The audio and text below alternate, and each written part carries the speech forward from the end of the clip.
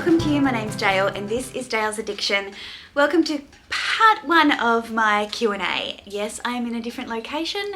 I am currently taking care of my dad, who has had his knee replaced, and so I thought I might pre-organise some content that I could film whilst I was away. And yes, the climate is way different here than what it is in Brisbane. So thanks to everybody who contributed questions. You can do that by following me here on YouTube by subscribing down below and clicking the bell notification so that you're notified of when I put posts on my community feed inviting questions, and also by following me on Instagram at Dales_addiction. I will post on my stories when I'm going to do a Q&A and you can add questions there. Jane.has27. Is there any brand that you want to buy more in the future that you've not got many pieces from? Look, Chanel is one of those brands that I do not see myself really buying from the boutique anymore, but there are a lot of fun and whimsy Chanel pieces that I would definitely be open to looking at in the future. I don't have an active list on the go, but certainly I can see some more space for Chanel.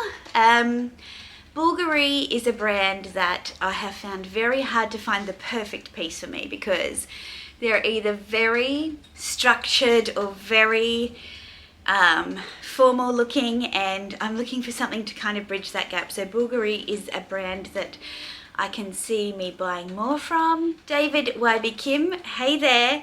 Thoughts on the non-World of Fendi made to order, the one that Connor did. So the Celleria made to order is the one that I have actually done via Fendi Munich. Hi Christian. When I did my World of Fendi made to order, it wasn't really a World of Fendi made to order because it was in COVID. So I didn't go to like a big, the dinners and the, normally they will rent a big home out and you would go and see a whole bunch of haute couture pieces and made to order, ready to wear, such as furs, shoes, as well as bags. So I can't say really that I have done a World of Fendi made to order other than I had all of the options open to me and I did it by Zoom with the Collins Street store in Melbourne, which was still like really lovely, and to be honest probably better because you don't have the pressure of having to purchase all the other things as well. The Celleria made to order, the one that I did with Munich, the same one that Connor did, was expanded. So there will always be the Celleria style, so the Romano Cuccio leather with the Celleria stitching, and then you can add different hardware, you can add exotic trim, so python, ostrich, croco to the Romano leather, and you can get a really unique kind of piece, and you can do that primarily in the peekaboos. I think that they both have their place. I have heard, and I don't have any evidence to validate or deny this, that you can do a Celleria made to order anytime. You can just make that request and you can do it anytime because the program is just loaded onto an iPad in the stores, and some of the stores like Chadstone, for example, in Melbourne, they have a chest of samples of leather and things. So I do believe that you can do that at any time. So it's not something that you're invited to do necessarily. You can be invited, but that's just to make you feel good about it and to lure you in. So yeah, I actually think that they both have their place. It just depends on what you are looking for and what you want to do. And when you know enough about the brand and the pieces and how you wear your pieces, you're probably more inclined to want to do a made to order because you know exactly what you want, as opposed to, just blindly creating something and then spending a fortune on it and then deciding you don't really like it. David also asked, would you do another made to order but with a different house, say Louis Vuitton? Louis Vuitton, I'm not sure. Louis Vuitton have a lot of rules around what you can make and what leathers that you can do it in and hardware combinations. The talk in the luxury industry is that Fendi's made to order is far and above the best. It is so open to your own personalization and interpretation, which can also mean that they make some hideous pieces, but if people are going to pay for them, then that's fine, you know, whatever. Hermes, I used to think, oh yes, a special order would be a good idea, but the special order process, very limited again. You might have your heart set on a seasonal color that they haven't offered for special orders in that particular year. And a lot of the special orders that I see come out of Hermes are typically in neutrals, highly sought after neutrals that people were not able to get from the store, you know, as a part of their quota. I have to say, with the Hermes special orders that I've seen, I think they look better in one colour with an internal, like I think it's called Verso, with an internal contrast as opposed to the contrast on the outside. Those bags are just designed in such a way that I don't think, unless it's like a tonal touch, so say the same tone of, let's say Togo leather and lizard, for example, I think that would work really nicely together. But having different colours and different textures, the ones that I've seen, they're not for me. So maybe it would depend on how free, and I guess if you accepted and then you couldn't come up with a combination that you liked, can you then go back to being on a wait list for your quota bag? I don't know. If you know, let me know in the comments down below. Margaret Brett. Hi Margaret. What bags are you taking to Paris? I hope you have a lovely time. Thank you. It's only like just over a month away now, so it's starting to get a little bit close. I did do my travel packing videos a little while back, and the number of bags that I'm taking has grown quite substantially because of all the fluffy pieces. From memory, I was going to try and take my Louis Vuitton Neverfull, stuff my Birkin inside of it, take my Mulberry Mini Alexa, my Fendi Astrakhan, my Fendi Mohair, and my Fendi Shearling baguette, as well as a Fendi First in Fox in the mint colour. A lot of bags, Margaret. I think I'm going to have to do some work on that. Fizzy Roses 007. Hi Rosie. Does your silver peekaboo require special care? It's so cute. I love it. No, I do think though if you scratched it on something sharp, it would kind of put a tear in that metallic finish. But I think it would be the same as tearing any other leather finish. It's just harder that you can't kind of moisturize over it, I would think, because you would see that product build up on it. So I think just keep it away from sharp objects. But other than that, no. And it's my favorite silver bag. And news just to hand, guys, I'm actually considering maybe selling my mini baguette in the silver crinkled, because every time I go for a silver bag I go for that peekaboo. So yeah, not totally decided but considering. DBeck73. I'm on Ban Island from shopping. Do you ever think you'll be at Purse Peace? Not in the foreseeable future, and I'm sorry to hear on Ban Island, but I hope it's only a short stay.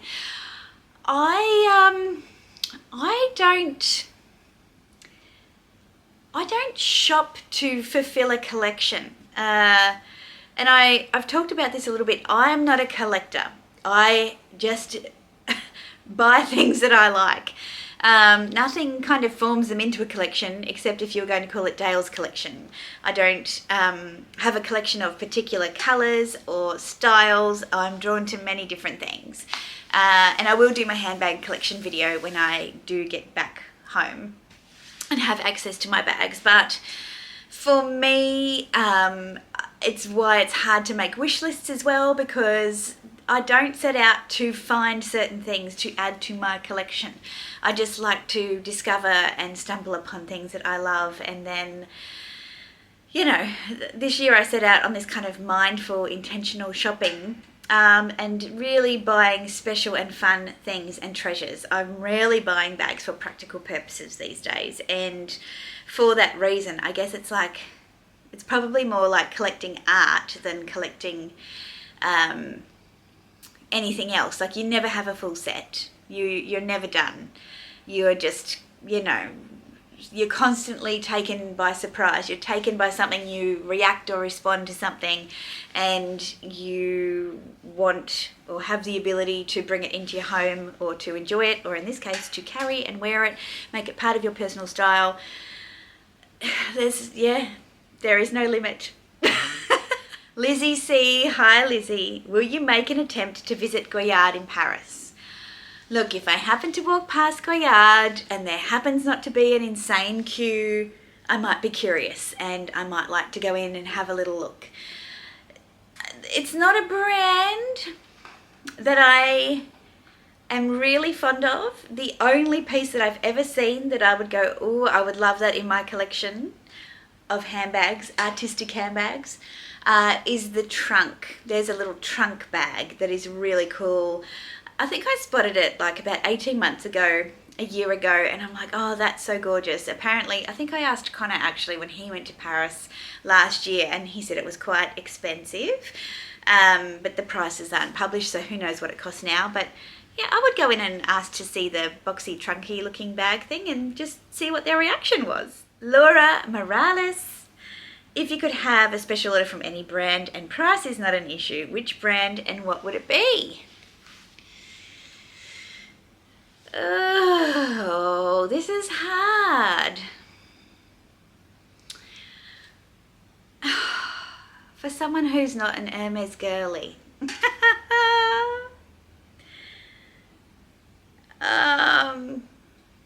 Any brand and price is not an issue. I think I'd go for a large peekaboo in crocodile. Not a Himalayan, just maybe some kind of ombre crocodile, something or other. I love the peekaboo softs. I'd love like a big, saggy crocodile peekaboo bag, but with the shoulder strap a little bit longer. The current ones, they're just not quite long enough. Just a little bit longer would be great. Colour, I don't know. But yeah, I think that would be absolutely timeless and so extra, but so wearable as well. This one's from Dawn. Hello, Dawn. What is your favourite holiday destination? Look, that depends. At home, here in Australia, my favourite holiday destination, for holidays, it would have to probably be the Whitsundays. So in central Queensland, there is a group of 72 or 74 islands called the Whitsunday Islands. It's the most magical paradise. I did a vlog last time Mr. Addiction and I were up that way. Just amazing, spectacular place. Love the sunshine, love how clean the beaches are, love our Australian seafood, and the fact it's so close. That's fantastic, amazing. Internationally, my favourite holiday destination is Italy. Italy every single time, all parts of Italy. I love Italy.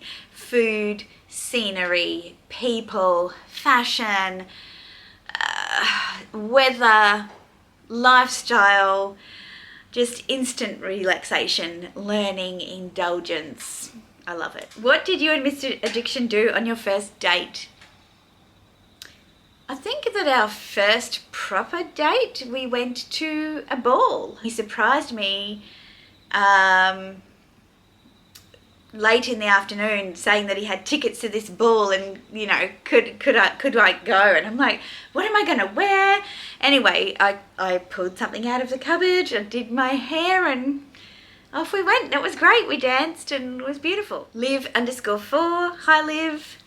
Are there any bags you're thinking of selling at the moment? And have you fallen out of love with any? Yeah, so I was just talking about the mini silver crackly Fendi baguette, if that's the right way to say it. Yeah, I just find that I'm really favouring the peekaboo. And it's funny, the peekaboo was the second bag that I bought in the metallic. Because I love the mini baguette so much, but I really haven't worn that mini baguette so much. So that is one that I'm thinking about. And also my side trunk. I pick up my side trunk from Louis Vuitton quite a bit, and then I put it back and I choose something else, and I'm not sure why. I think it's potentially the warmer tones of the vachetta. So yeah, those two I'm thinking about. Nick J Snell. Hi Nick. Nick's got a fabulous YouTube channel. One item you absolutely love but will never buy. Good question, Nick. I mean, I feel like I'll say it and then I'll be eating my words, but it's got to be the Bulgari Serpenti ring with the many, like I think it's got 3 coils. I tried that ring on when it was $15,000. I think it's like well over double that now, and that hurts a lot. So I feel like that's a piece that I'll probably never buy but always love. Nick also asks, which bag in your collection has been your biggest positive surprise? Like as in how much I love it.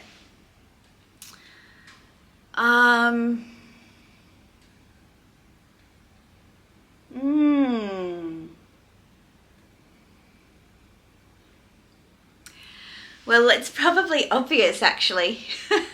It's got to be my Birkin.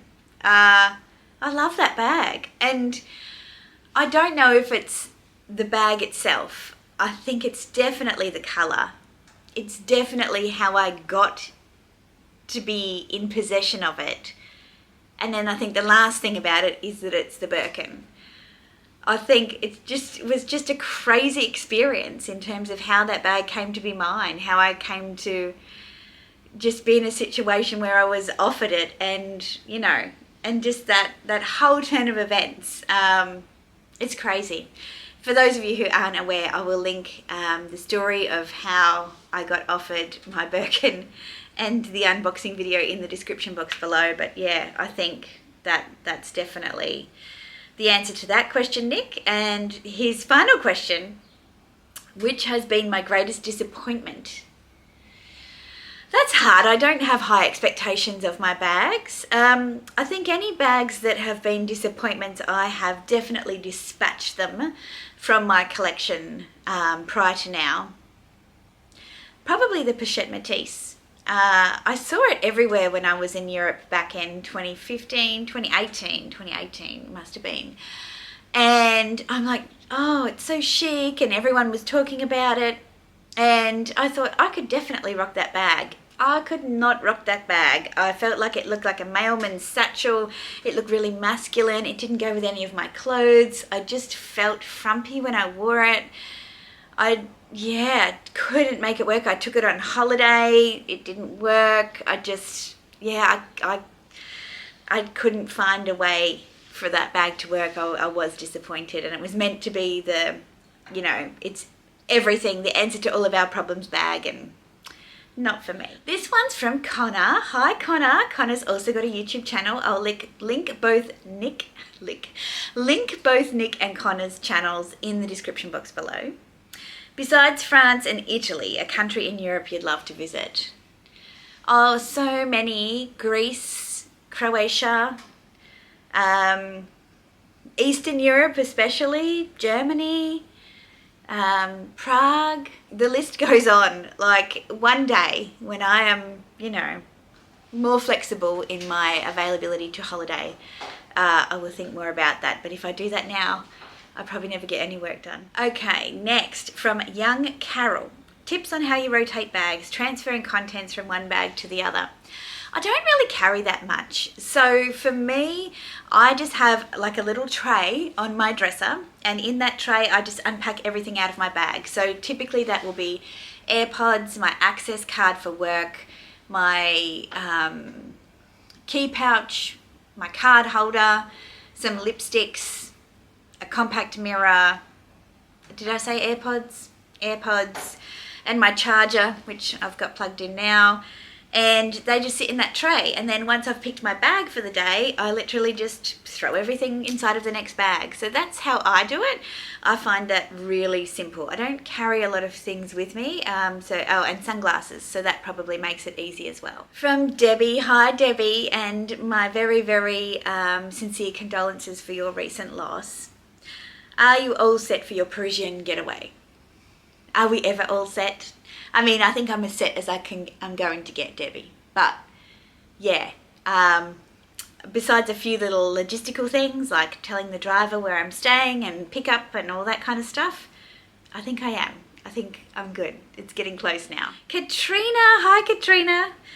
What are you hoping Fendi will release for their 100th anniversary? Oh, look, to be honest, after seeing the spring summer runway and then seeing the prices, guys, oh my God, the prices, like $18,000 for one of those mama baguettes with the embroidery, Australian. I don't know if I want to know what else is coming because I'm not going to be in the market for that. What am I hoping? I'm not hoping anything. I mean, I was really enthused by what came out in spring summer. I thought it was beautiful. I wonder, when I went to the Palazzo in Rome, they talked a lot about marbles and things. So maybe they might incorporate some more of the kind of architectural features in some bags or buckles or things like that. Maybe there might be a new bag design coming. There'll be a new creative director coming now since I put out these questions. Kim Jones has been announced as leaving Fendi. I assume that they would have already preloaded those collections though for next year, especially for the 100th anniversary. So yeah, maybe they'll incorporate some architectural details. Maybe some of those marbles and stones and things. There'll definitely be furs. There'll definitely be, you know, the iconic baguettes. Maybe there'll be a special edition sequin baguette, who knows. Katrina also says, how do you travel with your exotics? Do you renew the CITES certificates or are they exempt? I don't travel with exotics that require CITES. So the only ones that I'm aware of that don't require CITES are ostrich and fox and water snake.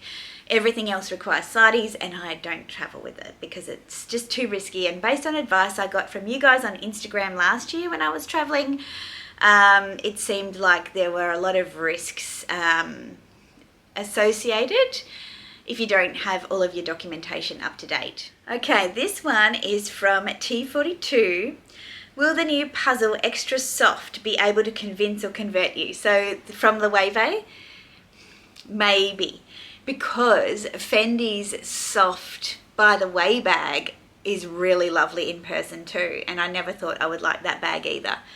I haven't looked at it. We don't have a Loewe boutique here, well, where I live in Brisbane.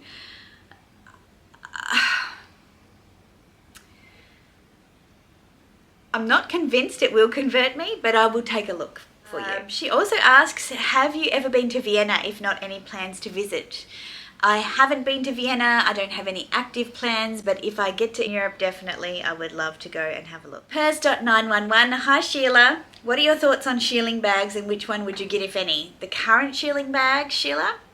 Look, there's a lot of browns and I don't really do browns, but I tell you one that I saw the other day was this gorgeous East-West capucine in a teddy style. So cute. I love that bag. I would totally buy that bag. That's my hot tip. To shut_your_mouth be. Any bag regrets? Just all the hyped bags that I bought.